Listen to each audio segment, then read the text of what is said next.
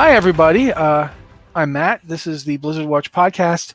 I'm got my magnificent co-hosts Liz Harper and Joe Perez with me. And patch 10.1.5 came out 2 weeks ago, and we didn't talk about it last week. Nope. And I didn't put it in the email this week. And that's not even me being bad. Hang on. 10.1, Matt. I need to jump in. Oh, yeah. Right. No, the news announcement. 10.1.5, we have news of, and it's on the PTR, but it's not out yet, even though patches have been coming out really, really, really fast, and I can hardly keep track of which patch is currently live. Yeah. But 10.1.5 is not live yet. We got the news about 10.1.5, I think 2 weeks ago now, because we didn't talk about last week. Yeah. Sorry, guys, if you're all like, several people are like, oh my God, time. I don't know what's happening. Sorry. None of us do. But we should be talking about all the stuff that we have learned. I think we're pretty much all in agreement that this thing will probably be out by July at the latest. Like we're thinking July, considering it's May and June for testing it. Seems about right. Yeah, it has to be maybe late June, but yeah. I'm not thinking late June just because the last one came out in May. So if the next one comes out in June, that's less than 2 months. You're right. And we know that there's going to be a lot of mega dungeon content in 10.1.5, and a lot of it's apparently it's basically continuing the Bronze Dragonflight stuff that we saw. Yeah, the Temporal Conflux, the Skull of Galakron, and the Time Lost Battlefield, I think. Yeah, so there's going to be lots of time jumping mega dungeon fun. It's right. It's called Dawn of the Infinite. We're going to talk about that at some point on Lore Watch. Don't worry. But we also get Goth Chromie. Have you guys seen Goth Chromie? Yes. Liz? Yes. Yeah. Yes. Goth Chromie reminds me. Goth Chromie reminds me of the character that, or was it Orphea? Was that her name from Heroes of the Storm, or Orphea? Orphelia. Orphea. She looks a lot like that to me. She reminds me of I was looking at going, oh man, I'm really hoping that Goth Chromie is not full bore, just evil. I would like to actually be able to kind of have twisted respect for her. But regardless, cool model. Looks really cool. I like that they're calling her Goth Chromie because man, she is. I could just hear Black #1 playing as she walks onto stage or something. But yeah, what do you guys like? Liz, what's the first thing that you noticed when you were looking at the 10.1.5 stuff? A new spec for Evokers. I'm glad that she's here. I forgot about that already. This is the first time Blizzard has come in mid-expansion and said, hey, we're just going to give this class a whole new spec. Track their Evokers rolled out with 2 specs, and now they're getting a third, and it's a weird one. It's not weird. It's what we literally asked for. I mean, me and Matt. Yeah, I have heard a lot of people asking about support specs to get us a support spec before, but you'll have to all admit that this is something WoW has not done before. WoW hasn't even really tried to do this before. Unless you count the mistake in the way that they designed paladins in vanilla, so that's how they were played, even though that's not what they meant them to be doing. It's not expressly true, because they tried once before and then scrapped the idea because they couldn't figure it out at the time. Because that was originally the monk healing spec was not a healing spec. It was originally designed when they were talking about it back in the ye olden days at BlizzCon when they first announced Mists of Pandaria, and you sat down and they started talking about the monk classes. Because I remember, because I sat at that panel and I found it fascinating, was that they originally wanted to do something kind of like this, where it was augmentation, and it fit, if you think about it, it fit really well with the idea of a concept of a monk and chi and what they were doing. But they couldn't figure out how to balance it at the time with the talent system and everything else they were doing.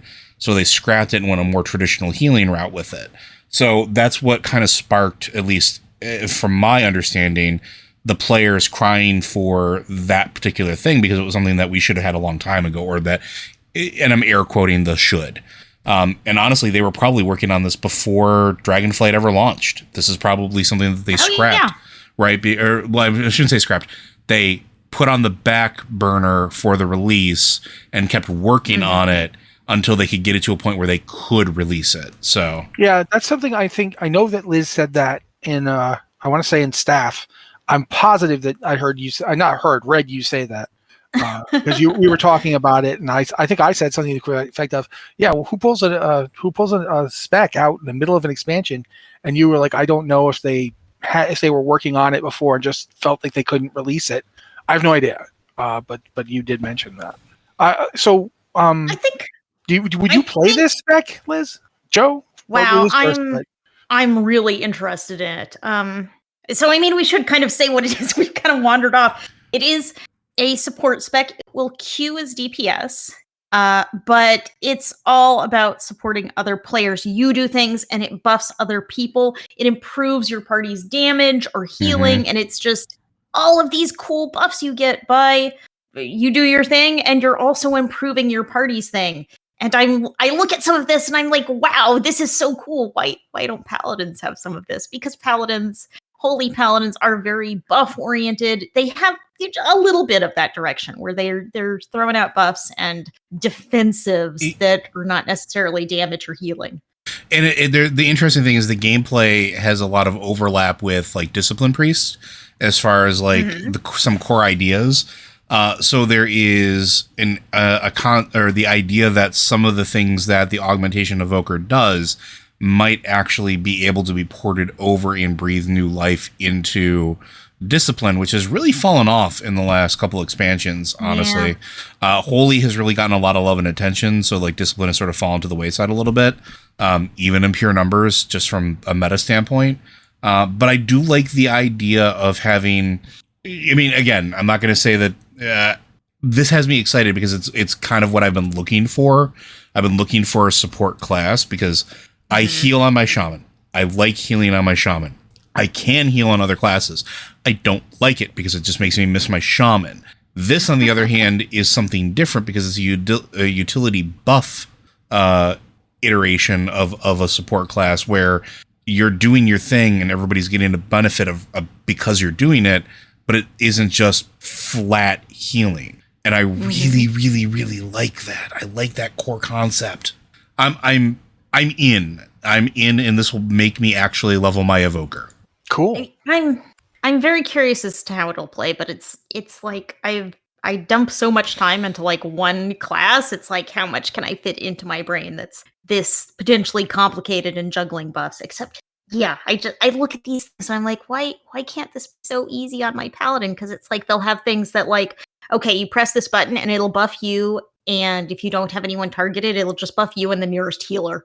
And it's like, wait, you can just do that? You can just make buffs where it's like, okay, it's going to target like the nearest DPS. It's going to target the 5 closest people. It's going to target a healer just at random. And you could just do this, but I have to manually target every spell and every buff. Okay. Yeah, I got that out of my system. I'm good. Let's go. Well, okay.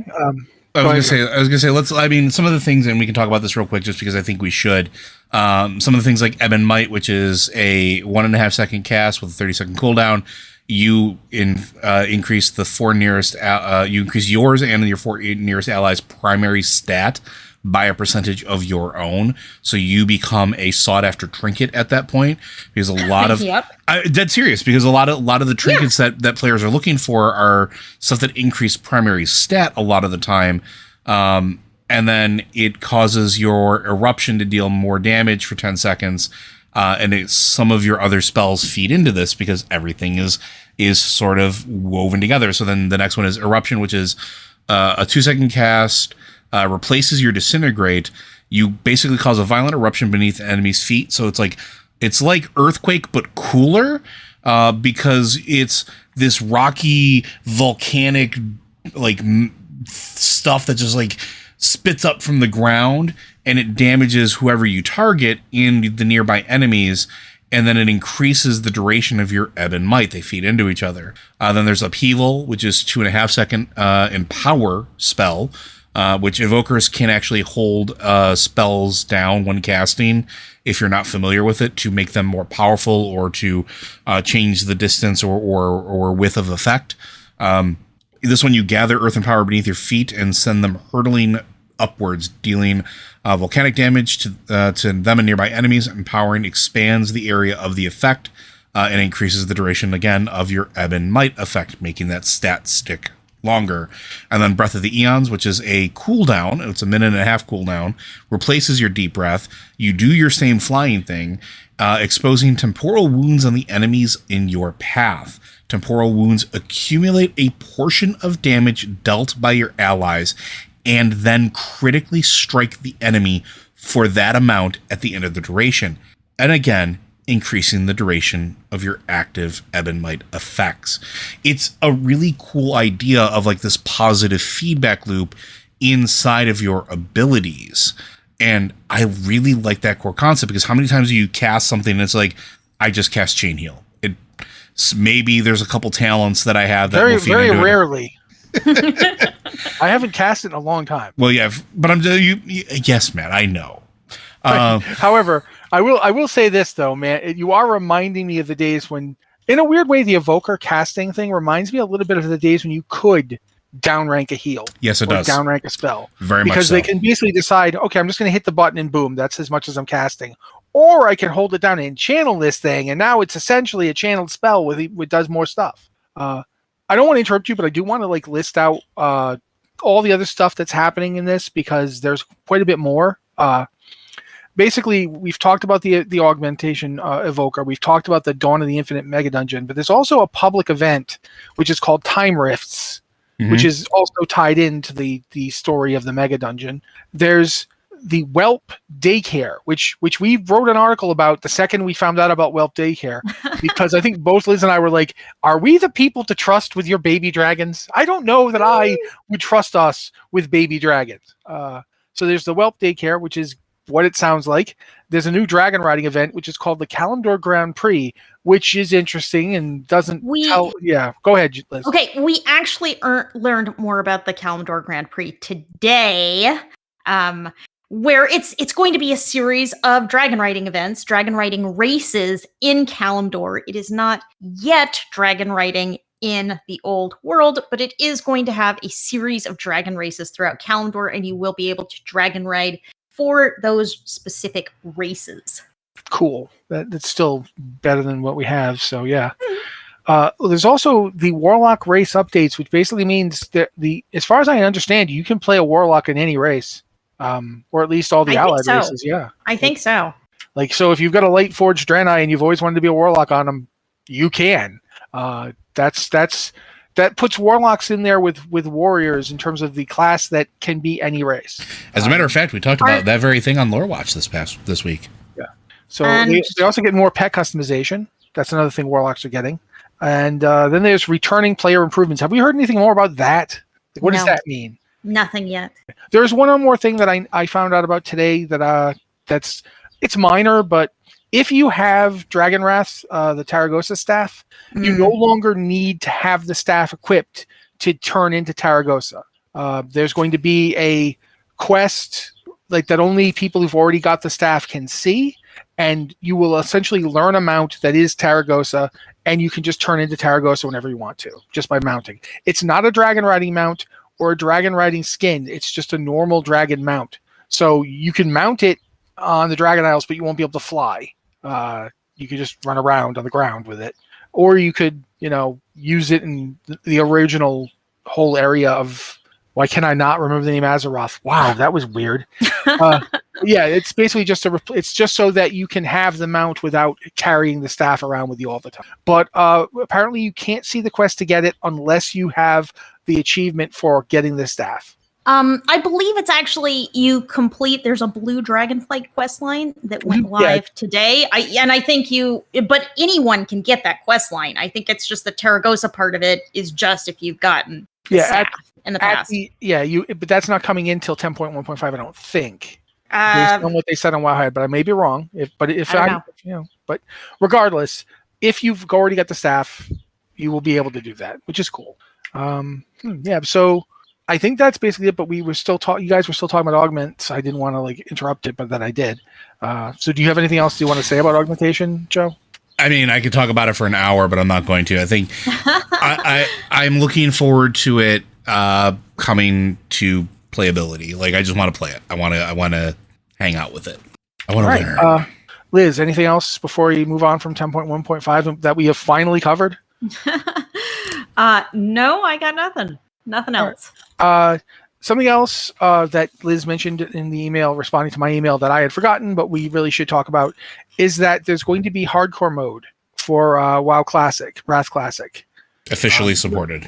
Yeah, officially supported. Yeah. Do we know if it's on Classic servers, or do we know if it's Wrath Classic stuff? Like, how do we know the hardcore? What they've said is classic. So, yeah. Okay. But I think it's interesting because we've seen, this is, an emergent gameplay thing. We've seen people playing this way. A lot of people have been playing this way.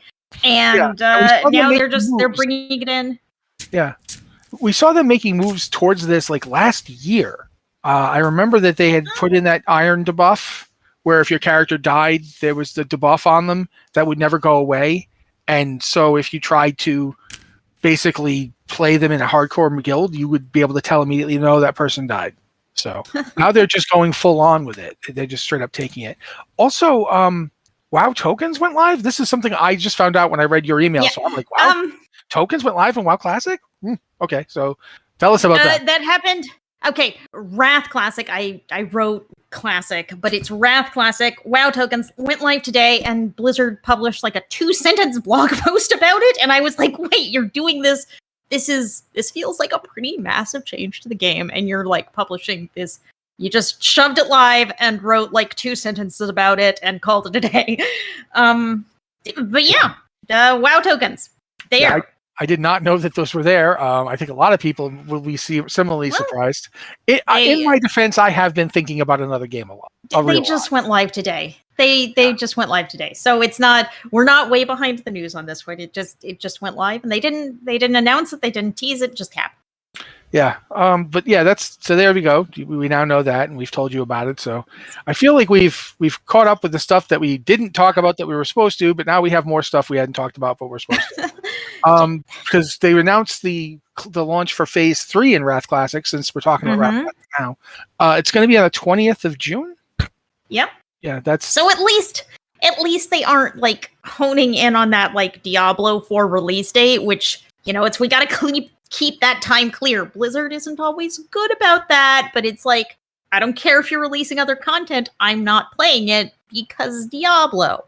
Yeah, exactly. I mean, I don't even know if I'm going to be eating, and you want me to like play something else. Another thing for Wrath Classic, since we're talking about it, and there's surprisingly a fair amount of stuff to talk about. Joyous Journeys XP buff started today as we're recording this, the 23rd of May, and is lasting until the 19th of June, which dovetails into the fact that Phase 3 is launching on June 20th, because it's an XP buff. It's 50% XP, and I think it's pretty obvious that every time that they do a release time for their next phase, they do a Joyous Journeys thing, so you can decide, at least the last couple of times. Yeah, I think for the duration of Wrath, they've always, before the next big release, they've rolled out Joyous Journeys. So it's like, you haven't been playing, you can catch up, get what you need done, get a character up there. Yeah. The guilds decided they want a Death Knight tank, so here you go. Here's an I remember that, because that was me. I remember in original Wrath having to level my DK real fast because they desperately needed a Frost tank for something.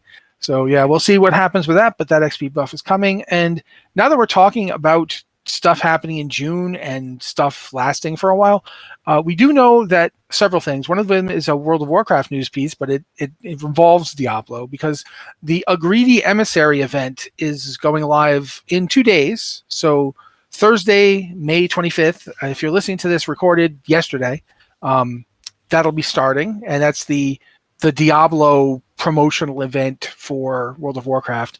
If you remember back in 2012 when they did the one for Diablo 3, I don't think it's the same thing, but it's a similar kind of tie-in. But yeah, let that soak into you. That 11 years ago they did this, and no, just don't. There's like human children in second grade.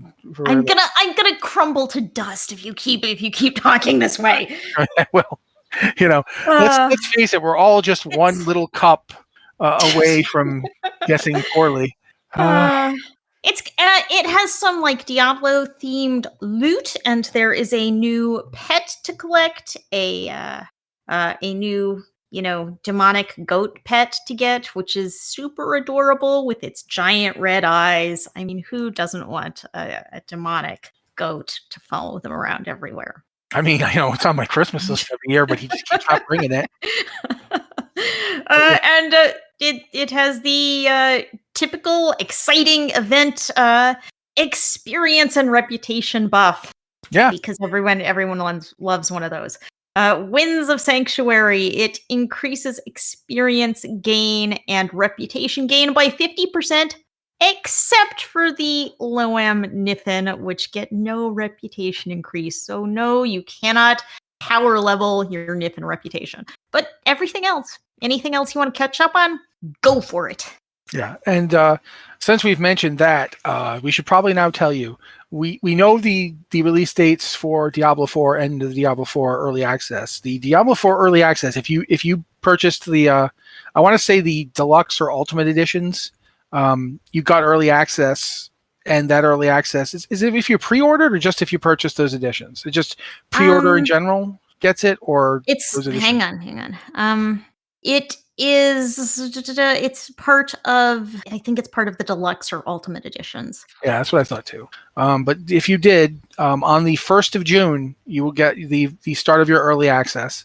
Now, of course, stuff can happen. Like, this is one of the things that they even say on multiple web pages. If there might be like a server outage or a login problem, and if that happens, you know that means you just can't play, and there's nothing they can do about it except to fix it. They can't guarantee you will have exactly 4 days of early access. They're not going to push back the start release date for everybody else if there's an outage and you don't get full 4 days. You're just going to have to deal with it. But yeah, that's happening on the 1st. So that's Thursday. It starts at 4 p.m. Pacific time on Thursday, the 1st of June. Because it's spontaneous world rollout, right? Like Yes. It happens everywhere. Yeah. And that's the case for the Diablo 4. Right, the normal release date is also, it's on the 6th, but it is... Well, sort of. This has been really weird because Blizzard hasn't been very clear about this. They do not have a blog post announcing it. They do not have anything on their public Twitter. But on a couple of personal Twitters, they have posted information about the release date. And if you are in North America, it is actually not coming out on June 6th. It is coming out on June 5th at 4 p.m. Pacific time. June 5th. Interesting. Yeah. Usually it's like, I guess I'm kind of spoiled by World of Warcraft, which does the simultaneous global release for the last couple of expansions.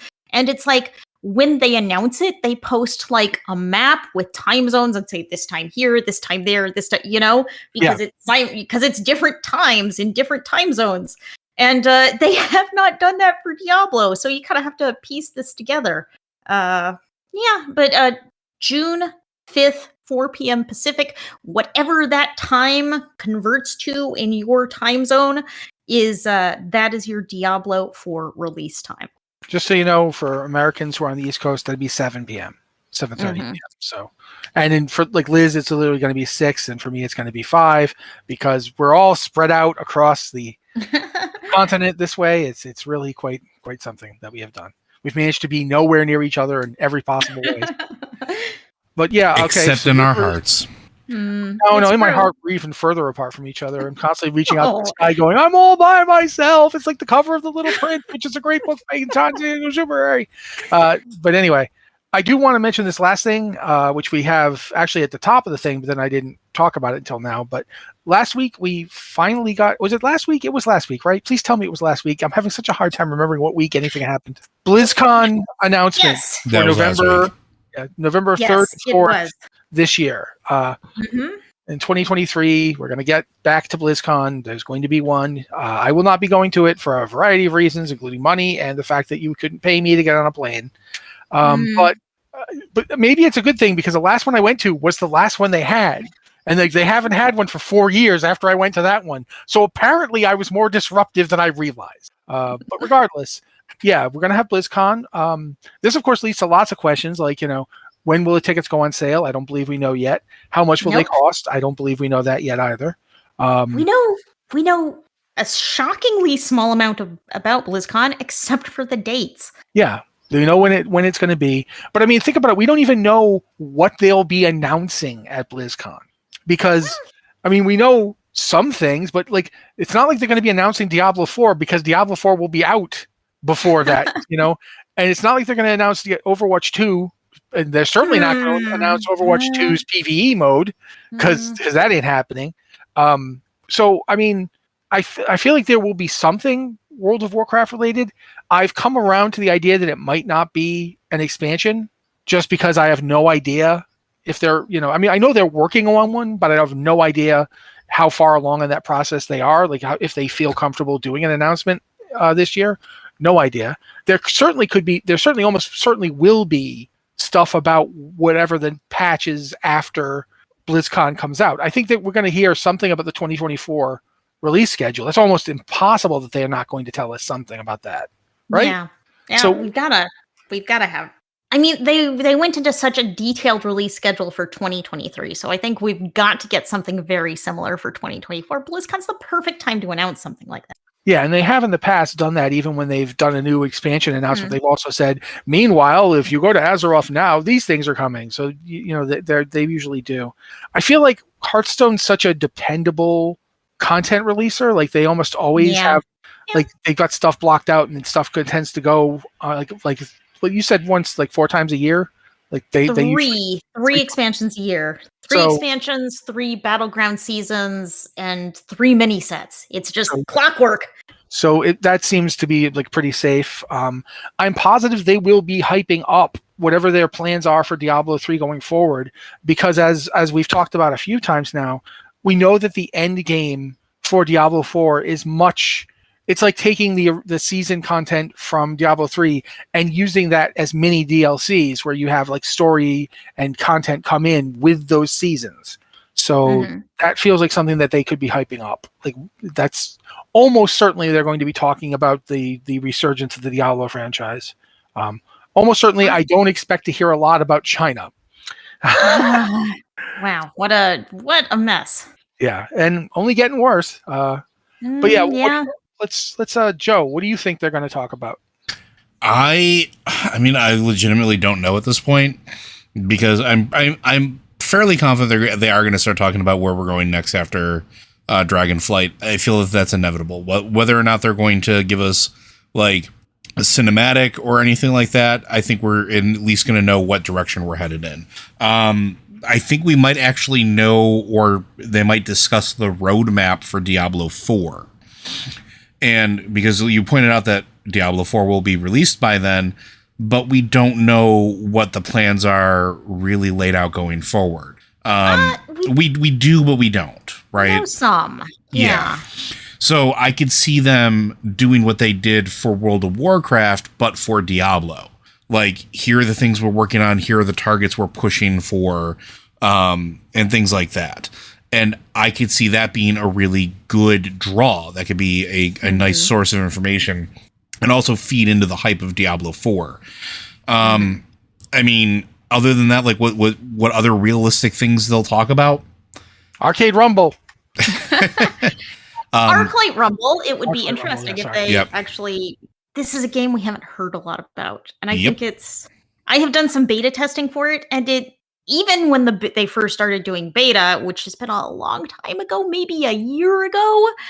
Yeah, it was a very polished game. It was a very polished game. It's very fun to play, and I don't know what the holdout is, but it's an interesting game that we've heard very little about. I wonder if they're just maybe a little wary of making a big deal about a mobile game after the whole Diablo Immortal debacle, where fans laughed the developers off stage, basically. And not only that, but the backlash after Diablo Immortal released was real. Like, let's talk about the monetization and everything else. It was not favorably received very widely, and there was a lot of good to it, but I think that may have soured them even further on the whole mobile gaming thing in North America, at least. Some of the best mechanics I've ever had in an MMO.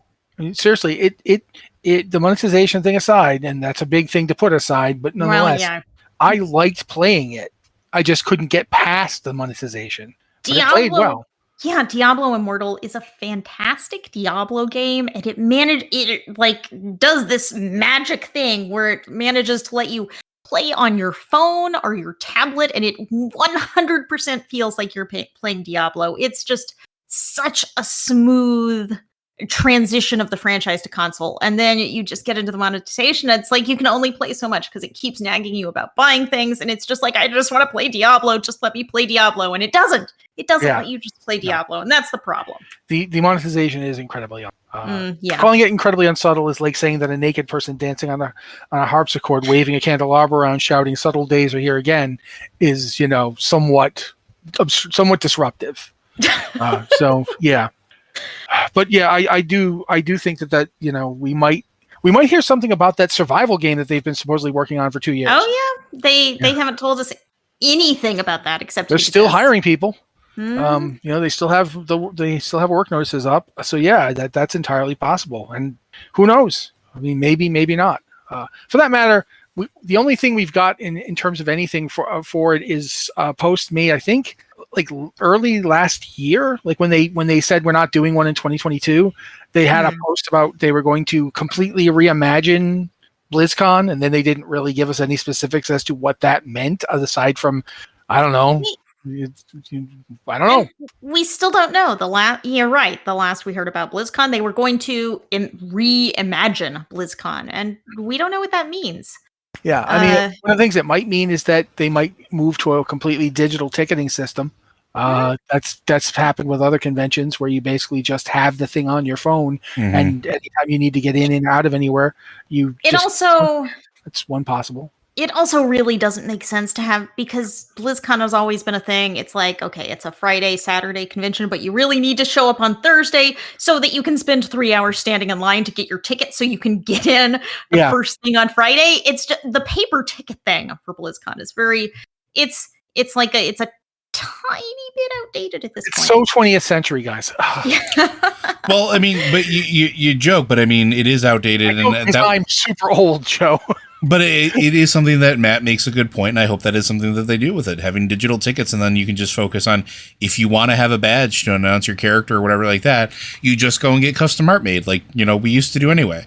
So I'm like right now looking at the 2019 stuff, which I have on my door, and I've got my ticket, like the actual BlizzCon paper ticket, but then I've got one my friend Matt Fossen drew for me, and then I got one that Noxie drew for me, literally just because I bumped into her. Like I bumped into Noxie, and I was like, "Oh my God, we finally actually met in person!" And within 5 minutes, she had drawn me a sparkly bat, and then there it is, my sparkly bat ticket thing. And so, I mean, seriously, we could just do that. Joe's not wrong. We don't really need to have a paper ticket, because the paper ticket, I don't even know if my name is visible on. Let me look at this. Well, let's not also forget the name change problems with the paper tickets that we used to have, or when people would buy multiple tickets on their accounts and you'd split it with your friends because, the queue system to try to buy them in the first place, Like I remember what my ticket did was cut off the first letter of my first and last name, so Athu Aussie. It's just as well. But yeah, no, you're totally right, Joe. But that's not even all they could do to make it reimagined. I mean, there's all sorts of stuff involving what they were kind of heading towards anyway. A lot of they were getting better and better about putting the panels up and having them be there online for you to access. BlizzCon Online was a really big and it was an outlier of that kind of thing, because they just did the convention basically virtually and just had the videos for you to watch. If they could actually get so every panel was recorded, not just like a few hot ticket ones, but absolutely every panel and mini panel and all that, and it's all available to you, that's a big deal. Make it a truly virtually accessible experience. Yeah, because a lot of people can't go to California, every year to go to a game convention. It's not that they don't want to, it's just disruptive to your life. Money, health, any number of issues that would prevent you from going. Yeah, I mean, tickets to BlizzCon are like $200. That's kind of where they were last time around. Plane tickets out to California, not cheap. Hotels, not cheap. And like the day BlizzCon was announced, it's like, oh, there are like no hotels anymore. All the hotels are gone. I hope you didn't want a hotel because gone. And Airbnbs have been absolutely a nightmare for years. I mean, I had a friend who just went to the Gamma convention, which is one of the largest gaming retailer trade shows of the year, and showed up. He had an Airbnb scheduled for a year or however long it was. Like he got his Gamma ticket and had it scheduled, showed up, and they canceled on the spot. Right. Like, because there's no repercussion because it's not like a hotel. Like there's almost nothing you can do besides get your money back. So like, it's a nightmare. And they know full well, like, sure, you paid this much, but now we know the demand is so high, we can just cancel and get three times more. Yeah, exactly. I mean, yeah, these are all things that you could, if you made the concert, if you made the convention fully virtual, except maybe the concert, depending on how good the band is this year. Although I loved watching it. It's a band I don't care about. When it was Mouse or whatever, I was like, it was Mouse. Fun to watch. Yeah, it was Dead Mouse. So yeah, all of this stuff is stuff that could be part of the reimagining, but we have no details. We have nothing. For all I know, reimagining means when you get to the convention, Mike Ybarra is like wearing a Mickey Mouse outfit. I have no idea what this is going to be. For that matter, right now, only 2 countries are blocking the Microsoft acquisition, but those 2 countries, one of them is extremely important and the other is the UK. Sorry, UK, but come on. The United States is still suing them to say they can't do it. Since both companies are in the United States, if the United States says no, it is very hard to see a road forward for them. It's difficult. I mean, there's a lawsuit about it going on right now, and we'll see what happens. Maybe we kind of leapt topics. I think when we were talking about this, like if by the time BlizzCon comes along, that is settled, that will be a big part of the convention. That's all I'm trying to say. Yeah, I mean, even if it is settled by then, they're not going to have finished a merger by that time. They're going to hype it. Full well. They're going to have somebody from Microsoft show up, and he's going to talk about the future in vague terms, and we're going to be like, yeah, great, whatever. But that's the thing. The problem with this whole reimagining business is we don't know what that means. I mean, part of the thing when they announced the reimagining was we were in the midst of that big sexual harassment scandal, which has not... Yeah, the worker stuff. Which has not entirely gone away. It continues. Oh, yeah. And it's like, so is this reimagining going to be about creating a safer, more inclusive convention that... puts more... I think Blizzard recently has done a very good job of putting more people on stage, just in their press events, in their videos. You've seen a lot of these things in World of Warcraft, but also in Diablo, also in Overwatch. Yeah, and Overwatch, you're right. Yeah, they've put up developers who are not just, okay, this isn't just the big name who's usually... a middle-aged white man is usually kind of the top of the totem pole in these games, but they're making sure to put out women. I mean, you've seen a lot of women in recent press events, like in the past year and a half. They've really been putting more people on stage, which I think is a really smart move. Even for the Dragonflight and WoW stuff, they were doing that too. Oh, so, yeah. And one thing I really noticed is that Ian Hazzikostas isn't doing as much press these days, and I think they're trying to get a more diverse group of developers out there and not just be, okay, everything is Ian Hazzikostas, everything, he does all the things. But I think that's really good, and maybe this reimagined BlizzCon will put more focus on seeing the diverse voices that actually make the game, because we do kind of... I think all of us in the gaming community, it's like we hear one name and we kind of obsess over that. Like, oh yeah, Ian Hazzikostas does all the WoW things. If there's something good in WoW, he's great. And if there's something I don't like in WoW, he's a bad person. And just having all this focus on one person. But it takes hundreds of people to make these things. And there are some diverse voices out there, and we usually don't hear from them. So, I mean, I hope we see more here. I hope we see more from the developers who we don't usually see from more names, more women, more people of color, and we see those people on stage talking passionately about the games they're making. Yeah, absolutely. And for that matter, also make the convention safer for just attendees. Yeah.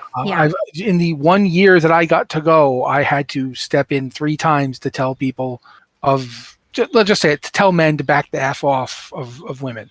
Like I had to. And this is not something that I don't go to conventions because I really want to tell people to stop being bleeps. So it would be really nice if that was something that we got better about as well. And I'm not saying that Blizzard and its staff didn't try to control that sort of thing. When I went in 2019, they were. I know that there were some bad BlizzCons. We're not going to talk about, certain rooms named after certain people that you shouldn't name rooms after. But I'm just saying that I'm sure that in 2019 they were trying to do that. I'm just hoping maybe they can get better at it. Not because they're bad at it, just because we need everyone to get better at it.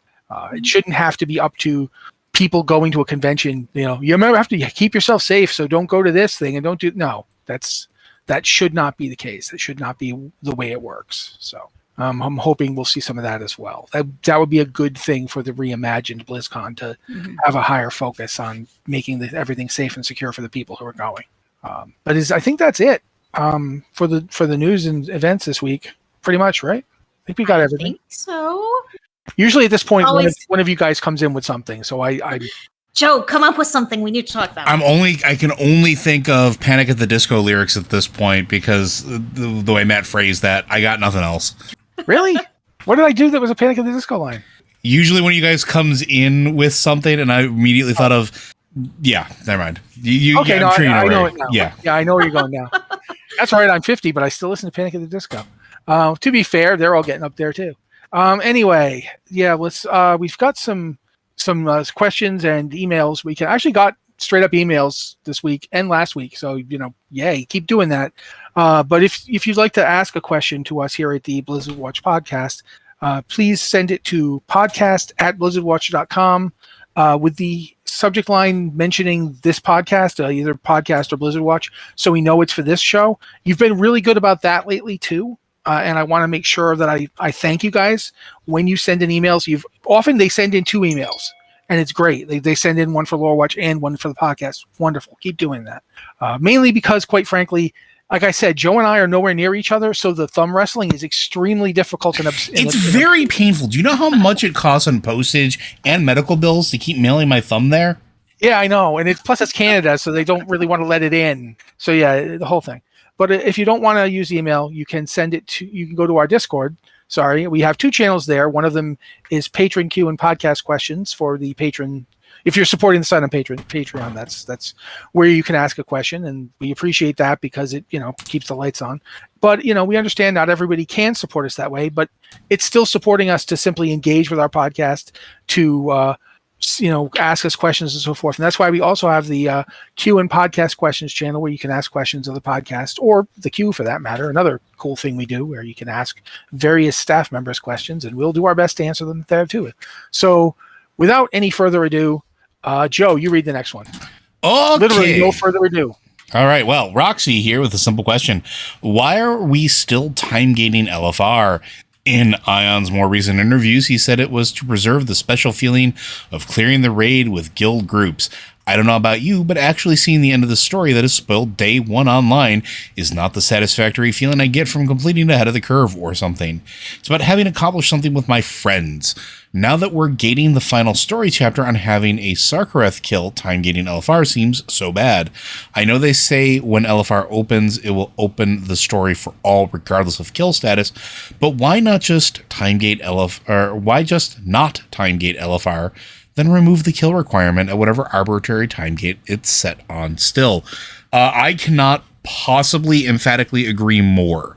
I'm right there with you. I think it is absolutely the wrong call to keep time gating LFR.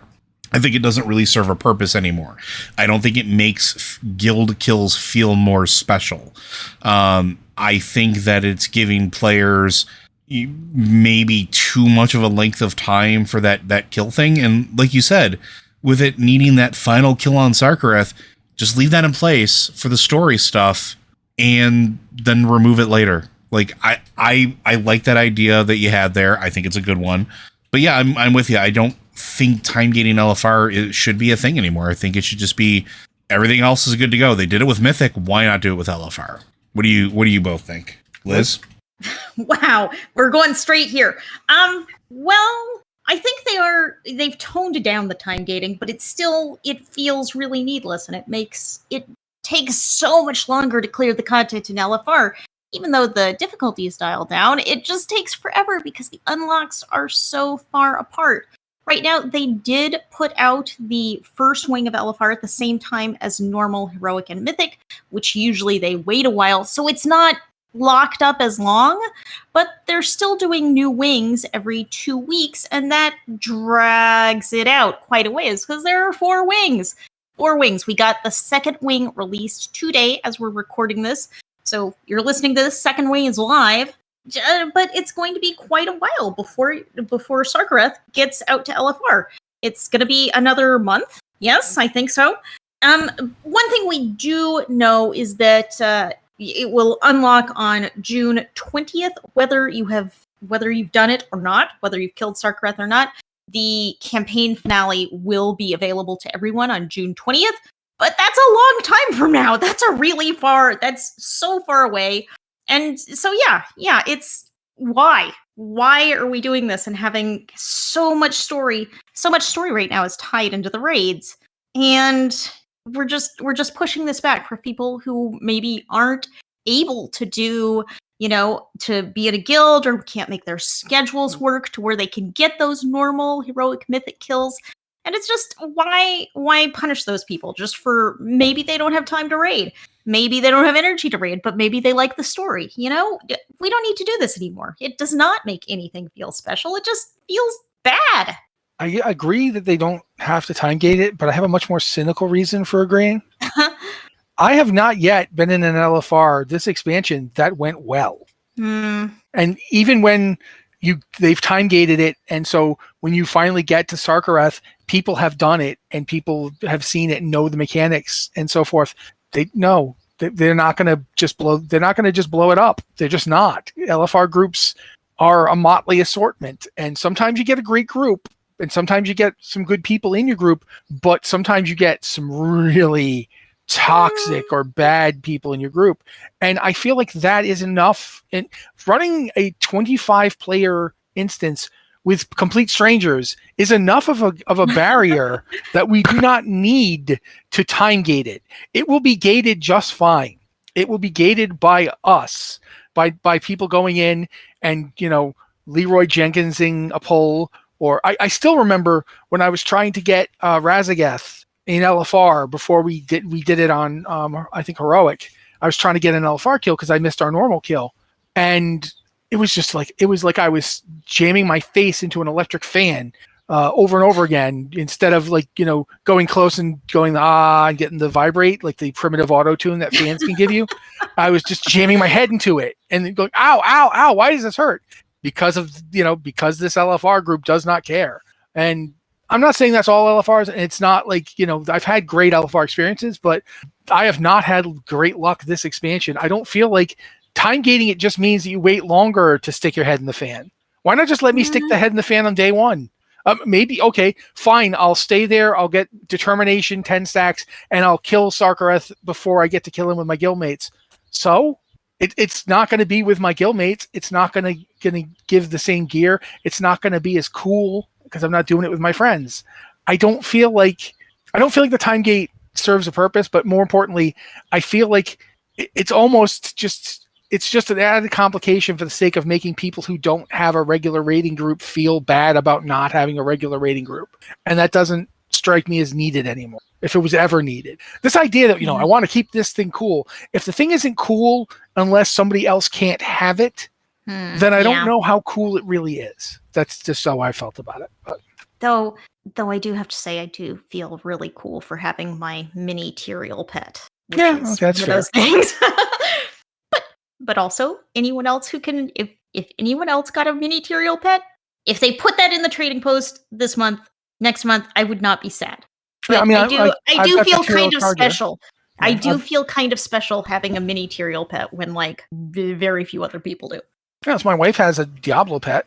Mm-hmm. From when they've had a Diablo pet. I think that's the original classic, isn't it? Or is that was Classic Collectors? Yep. Maybe it was just Classic.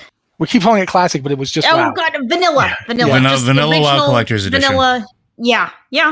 So, way back then. I don't have one of those. Yeah. But I mean, I don't know. It doesn't feel like if they did put that on the trading post, I wouldn't be upset about that either. If they put Mim's head on there, I wouldn't be upset. It isn't something that would bother me. But regardless, I think we do have time for one more. Or do you feel like we should? Let me look for one, and we'll do like as fast as we can. Some of these are pretty big. Speed run. We're gonna go with Jack's daddy here. I knew you were gonna go for that one. After Legion, where do you think Dalaran should and did go? And following that up, Zool, Mr. Blindside, says, could we use Dalaran to close up the Maelstrom like a big plug in an even bigger bathtub? So, you guys, what do you think? Where should Dalaran have gone? Where is Dalaran right now? I can't make a comment on the second one, though, because, oh my god, my brain. Liz, my brain's going to guild conversations during raid, and it's not good. I'm pretty sure I know what kind of conversation you're talking about, and I understand. Oh my god. Yeah. Anyway, I don't know where it went. I think it kind of just hung out for a little while, kind of chilling over in the Legion lands. But I kind of think the next time we see it, I think it's going to move, and I think it's going to go to Evaloren. I think that's going to be what winds up happening, because they're going to be like, hey, the heroes found this thing, and it keeps talking about this land way off over there. Let's go on a surveying mission. Take the whole city? Yeah, just take the whole city. It's fine. Like, that's what I expect to happen, and I would be A-okay with that. Liz? I think the citizens of Dalaran... I didn't think about that phrasing before I said it, and then now... Turn your eyes... Turn your eyes to the sky. Yeah, it's... they've had a hard time. Bad things have happened. It's been rough. And they're always kind of in the middle of the worst things that are going on in Azeroth. Yeah, everyone needs a vacation. I think they should find a nice beach somewhere, park Dalaran over it, and then, the magic nerds can sit in their libraries and quietly research, and everyone else can, have a nice beach day and just chill out. They could use... Man, everyone in Azeroth could use vacation at this point. I think that at least so much bad stuff. Somebody should do some research on how come Ronan keeps showing up, even though he's been dead for several years. Like, are you just coming out of the Shadowlands and you didn't bother to tell us you could do that? Well, you need to look up to the skies. It's important. So yeah, I don't know. I would like it. I like Liz's idea of taking a vacation, but I would like it if it showed up actually in this expansion. Like, there's no reason it couldn't. It's over near the Broken Isles. It's not that far away. Just tack it over a little bit. Just whoop. Okay, now we're here.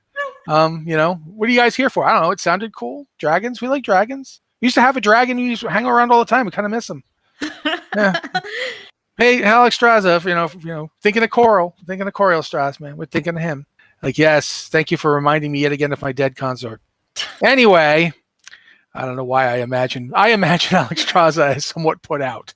And she never acts that way in game, but I imagine her as just being completely done. Like, I am just done. Everybody keeps dying. She's the exasperated mom. Yeah. Like when Ysera came back, I imagine the first thing that happened after everything got settled was she was like, having like a loving chat with her daughter. And then there's a whoosh and there's Alex Straza going, if you ever do that again. Or Alex Straza going, so mad. Listen, we got the city back. I got the ice cream. We got a lot of catching up to do. Let's go now. You can bring her. She's your daughter. That's fine. She needs to learn how this stuff all works. But yeah, I would like to see Dalaran again in Dragonflight. I think it would be cool. I would love it if it was like a dragon riding event that took you out to Dalaran and back. Oh, that's some cool idea. Or even doing things like around the towers in Dalaran. Yeah, I love that. It's actually a small space. Yeah. As a capital city goes, it's pretty small. I mean, that was one of the nice things about it. It's compact. Everything is right there, but then also you have 1,000 people in a very small space. So yeah, they all have to live in the basement, basically. They're mages. They can just make pocket dimensions. What I have liked about Dalaran is that, it's advanced with the storyline. It's a unique city in that it has changed more over time than most of the cities. I mean, obviously, we have Orgrimmar that got rebuilt, and now I forever am calling it New Orgrimmar, and I hate New Orgrimmar, even though New Orgrimmar has been around for longer than Old Orgrimmar was in game. But like new I Coke. hate that. I hate that so much. It's like new Coke, and then they brought back old Coke, which is they called it Coke Classic, which, if you think about it, says something. But then they have like, you still got New Org, but now they just call it Org. But in your heart, you know this is not Orgrimmar. Orgrimmar was dance parties on the bank, not this enormous iron tower of death right in the middle of the city. So many spikes. So many spikes. I mean, orcs like spikes, so I'm not too upset. But I agree. Yeah, but Dalaran is interesting because each time we've seen it, it's been different. Hey, it's under a big purple dome and we can't see it at all. Hey, now it's flying over Northrend. Hey, now it's over here. Yeah. Of course, in Hearthstone, they literally they put rockets on Dalaran to like zoom it away. I seriously would be totally okay with someone doing that. That's like they were. Listen, if Tears of the thing that literally happened. If Tears of the Kingdom has taught me anything, this is a viable strategy for every possible problem. More rockets. Rockets. Put giant fans on it. Put giant fans on everything. All right. I think that pretty much covers it for today. Either of you have like a last thing to say before we do the thing where I poke Joe when he does his big spiel? I'm like one of those little monkeys that you like pull the core and I just bang the cymbals. It's fine. I think of you as one of those monkeys in Fallout 4 where I just don't know when it's going to start triggering and am I going to get attacked? But, Liz, anything? No. All right, Joe, you're up. Blizzard Watch is made possible due to the generous contributions at patreon.com/BlizzardWatch. Your continued support means that this podcast site and community is able to thrive and grow. Blizzard Watch supporters enjoy exclusive benefits like early access to the podcast, better chance at having your question answered on our podcast with a queue, and an ads-free site experience. Yeah, Joe, the more I look at it, I can understand why big plug like that. Yeah, it wasn't great. Yeah, I agree with you. Yeah, I'm staring at that sentence going. All I'm saying is if you have an adult, I'm gonna plug Molly's stream here. Molly Razor on Twitch. She streams our raids. If you ever want to understand why Liz and I giggle like children. I don't think it requires that much translation, to be honest. I should. It is note 18 that plus. The stream it's not safe for work. Nope. We're weirdos. Yeah, absolutely not safe for work. But anyway, thank you guys so much for being here for the Blizzard Watch podcast. A lot of stuff happened and we covered it. That's what we do. We will be back next week. Thank you to Joe and Liz for being here, and especially thank you to Liz for actually being willing to talk about Horizon Forbidden West, even though neither of us have finished it. Because quite frankly, I don't know when I'll get to finish it, and I love hearing about it. So thank you for that pre-show bit. There's so good. Everyone needs to play this game so I can obsessively talk about this game with everyone all the time. Next week, I'll be talking about how people should be playing Children of Morta. Yeah, he will be talking about that. I haven't got to play that at all or heard about it. I don't know what it is. Anyway, thank you guys for being here, and we'll be back next week.